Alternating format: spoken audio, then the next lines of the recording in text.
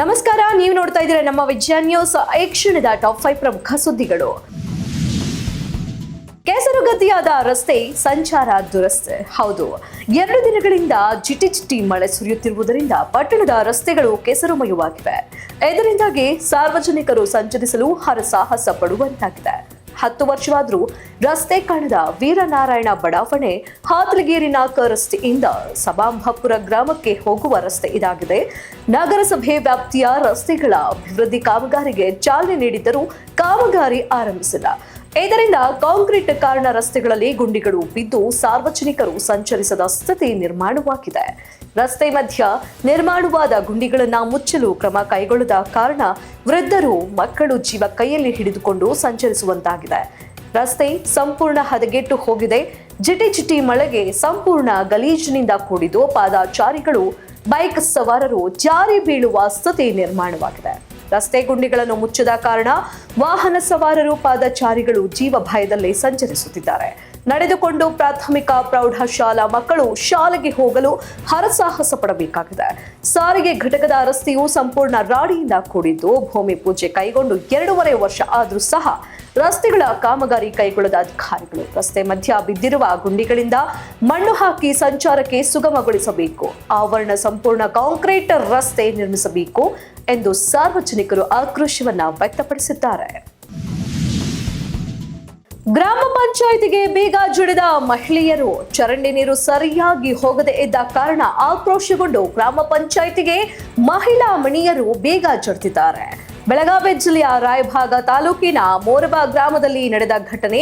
ಗ್ರಾಮದ 2ನೇ ವಾರ್ಡ್ ದುರ್ಗಾದೇವಿ ದೇವಸ್ಥಾನದ ಮುಂಭಾಗದಲ್ಲಿ ಚರಂಡಿ ತುಂಬಿ ಮನೆಗಳಿಗೆ ಹಾಗೂ ಅಂಗನವಾಡಿ ಕೇಂದ್ರಕ್ಕೆ ನೀರು ನುಗ್ಗಿದ್ದು, ಈ ಚರಂಡಿ ನೀರಿಂದ ಸಾರ್ವಜನಿಕರು ತಮ್ಮ ಸಮಸ್ಯೆಯನ್ನು ಹೇಳುತ್ತಿದ್ರೆ ಉಡಾಫೆ ಉತ್ತರವನ್ನ ನೀಡುತ್ತಿರುವಂತಹ ತಾಲೂಕು ಪಂಚಾಯಿತಿ ಅಧಿಕಾರಿಗಳು. ತಾಲೂಕು ಪಂಚಾಯತ್ ಕಾರ್ಯನಿರ್ವಾಹಕ ಅಧಿಕಾರಿಗೆ ಮಾಹಿತಿ ನೀಡಲು ಕರೆ ಮಾಡಿದ್ರೆ ಉಡಾಫೆ ಉತ್ತರ ನೀಡಿ ಗೂಂಡಾವರ್ತನೆ ತೋರುತ್ತಿರುವ ತಾಲೂಕು ಪಂಚಾಯತ್ ಕಾರ್ಯನಿರ್ವಾಹಕ ಅಧಿಕಾರಿ ಸುರೇಶ್ ಕದ್ದು.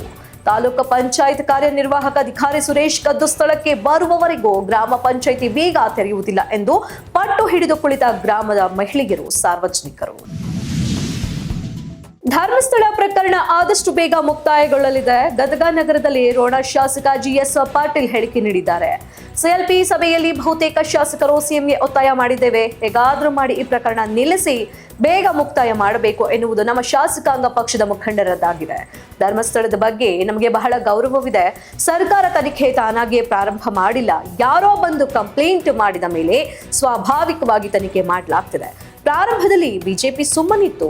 ಎಸ್ಐಟಿ ಮಾಡಿದಕ್ಕೆ ಸ್ವಾಗತ ಮಾಡ್ತೀವಿ. ಯಾಕೆ ಅವರಿಗೆ ಈಗ ಅನುಮಾನ ಬಂದಿದೆ ಅಂತ ಕಿಡಿ ಕೂಡ ಹೊತ್ಕೊಂಡಿರೋದಂತೂ ನಿಜ. ಕಳೆದ ಸಿಎಲ್ಪಿ ಸಭೆಯಲ್ಲಿ ಬಹುತೇಕ ಶಾಸಕರು ಸಿಎಂಗೆ ಒತ್ತಾಯ ಮಾಡಿದ್ದೇವೆ. ಹೇಗಾದ್ರೂ ಮಾಡಿ ಈ ಪ್ರಕರಣ ನಿಲ್ಲಿಸಿ ಬೇಗ ಮುಕ್ತಾಯ ಮಾಡಬೇಕು ಎನ್ನುವುದು ನಮ್ಮ ಶಾಸಕಾಂಗ ಪಕ್ಷದ ಮುಖಂಡರದ್ದಾಗಿದೆ. ತನಿಖೆಯಲ್ಲಿ ಏನೂ ಸಿಕ್ಕಿಲ್ಲ, ಮುಕ್ತಾಯ ಮಾಡಬೇಕು ಅನ್ನೋ ಒತ್ತಾಯ ಮಾಡಲಾಗಿದೆ. ನಮ್ಮ ಕಾಂಗ್ರೆಸ್ ಪಕ್ಷ ಕೂಡ ಅದೇ ಯೋಚನೆಯಲ್ಲಿದೆ. ಪ್ರತಿನಿತ್ಯ ಬೆಳಗ್ಗೆ ಎದ್ದಾಕ್ಷಣ ಪ್ರತಿಯೊಬ್ಬರು ಧರ್ಮಸ್ಥಳ ಮಂಜುನಾಥನನ್ನ ನೆನೆಸಿಕೊಳ್ತೇವೆ.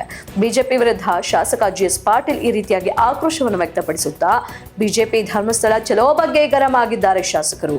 ಬಿಜೆಪಿ ಅವರಿಗೆ ಬೇರೆ ಉದ್ಯೋಗವೇ ಇಲ್ಲ ಅಂತ ಕಿಡಿಕಾರಿದ್ದಾರೆ. ಮೊದಲೇ ಬಂದು ಮಾಡಿಸಬೇಕಿತ್ತು, ವಾತಾವರಣ ತಿಳಿ ಇರ್ತಿತ್ತು, ಧರ್ಮಸ್ಥಳ ಬಗ್ಗೆ ಗೌರವ ಹೆಚ್ಚಾಗ್ತಿತ್ತು. ದಾಖಲೆ ನೋಡಿ ಬಿಜೆಪಿಯವರು ಸ್ವಾಗತ ಮಾಡ್ತಿದ್ದಾರೆ. ಹಿಂದುತ್ವದ ಭಾವನೆ ರಾಜ್ಯದಲ್ಲಿ ಹಬ್ಬಿಸಬೇಕು ಅನ್ನೋ ಬಿಜೆಪಿ ವಿಚಾರವಾಗಿ ಕೋಮು ಸೌಹಾರ್ದತೆ ಹಾಳು ಮಾಡೋದು ಬಿಜೆಪಿ ಕೆಲಸವಾಗಿದೆ.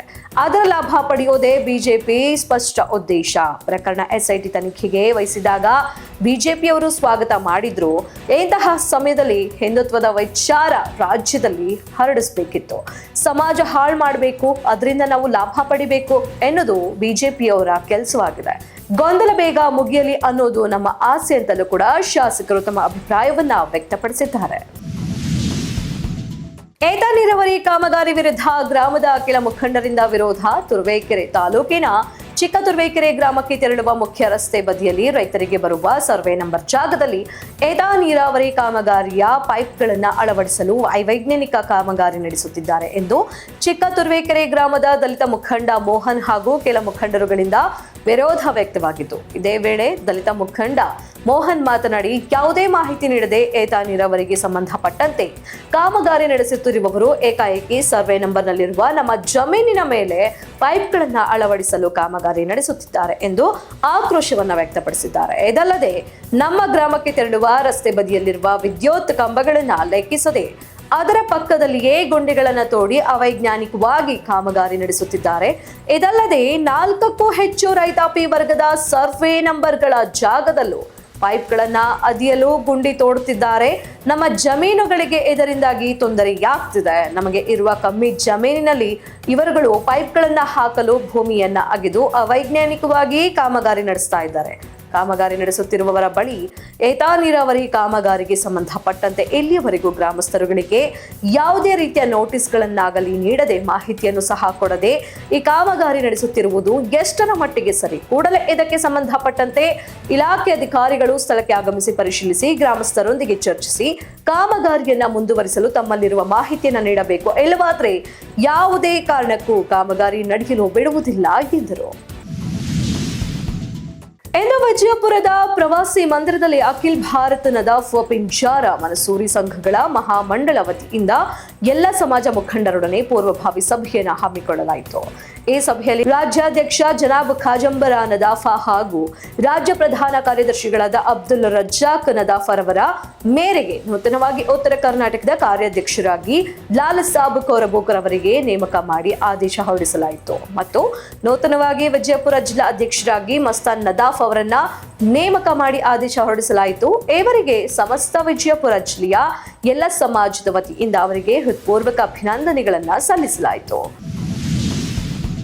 ಇದಾಗಿತ್ತು ಈ ಕ್ಷಣದ ಪ್ರಮುಖ ಟಾಪ್ 5 ಸುದ್ದಿಗಳು. ಮತ್ತಷ್ಟು ತಾಜಾ ಅಪ್ಡೇಟ್ಸ್ಗಾಗಿ ನೋಡ್ತಾ ಇರಿ ನಮ್ಮ ವಿಜಯ ನ್ಯೂಸ್. ನಮಸ್ಕಾರ. ನೀವು ನೋಡ್ತಾ ಇದ್ದೀರಾ ನಮ್ಮ ವಿಜಯ ನ್ಯೂಸ್, ಭರವಸೆ ಬದುಕಿನ ವಿಜಯ.